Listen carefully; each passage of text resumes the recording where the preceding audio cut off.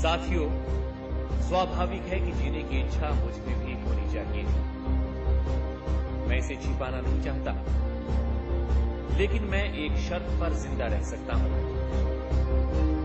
कि मैं कैद होकर या पाबंद होकर जीना नहीं चाहता।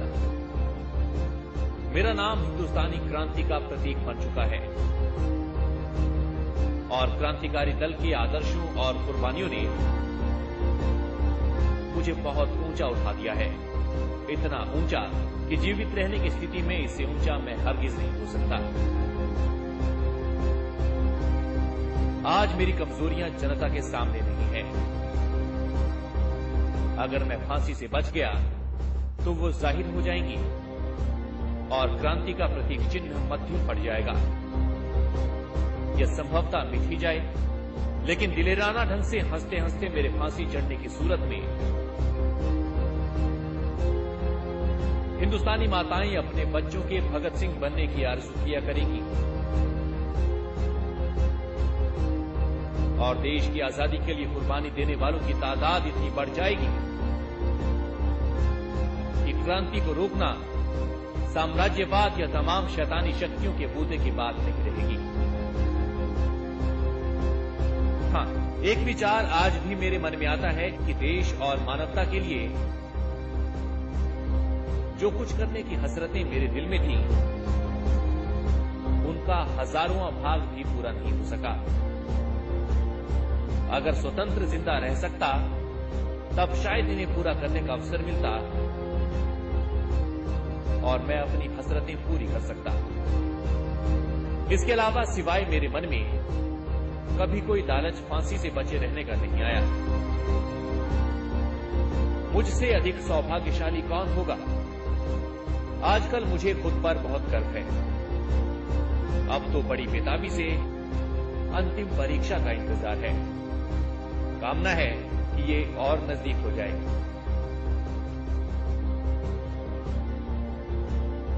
आपका साथी भगत सिंह।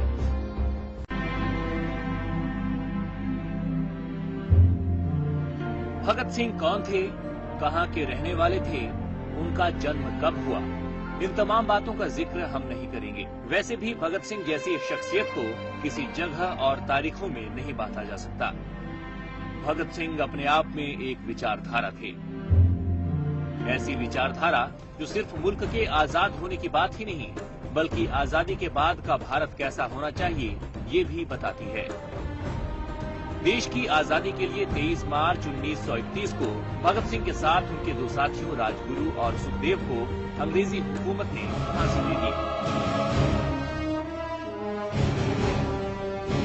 लेकिन भगत सिंह, राजगुरु और सुखदेव की शहादत के बाद पूरे देश में ऐसा माहौल बना कि अंग्रेजी हुकूमत की चूल्हे की गई। इसके बाद देश भर के नौजवान आजादी के आंदोलन में कूद पड़े और आखिरकार अंग्रेजों को हिंदुस्तान छोड़कर जाना पड़ा। भगत सिंह जब राजगुरु और सुखदेव के साथ फांसी के तख्ते पर चढ़े तो उनकी उम्र 24 साल थी।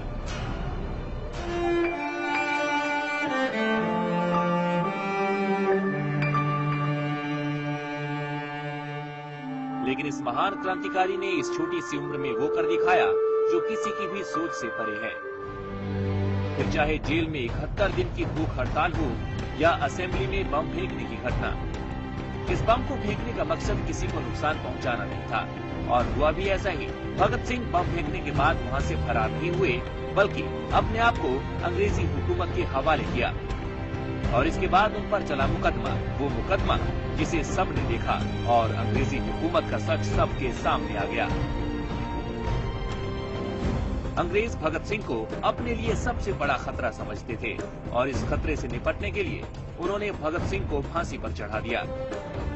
लेकिन अंग्रेजों का ये फैसला उनकी सबसे बड़ी भूल साबित हुआ। भगत सिंह की शहादत ने पूरे देश के युवाओं के खून में उबाल ला दिया। भगत सिंह क्रांति का दूसरा नाम बन गए और हर कोई भगत सिंह की तरह देश के लिए कुछ कर दिखाने के लिए लालयित हो उठा। जिस किसी ने भी भगत सिंह की कहानी सुनी वो अंग्रेजों के खिलाफ उठ खड़ा हुआ और इस तरह भगत सिंह ने अपनी शहादत के बाद भी स्वतंत्रता आंदोलन को नई दिशा दी।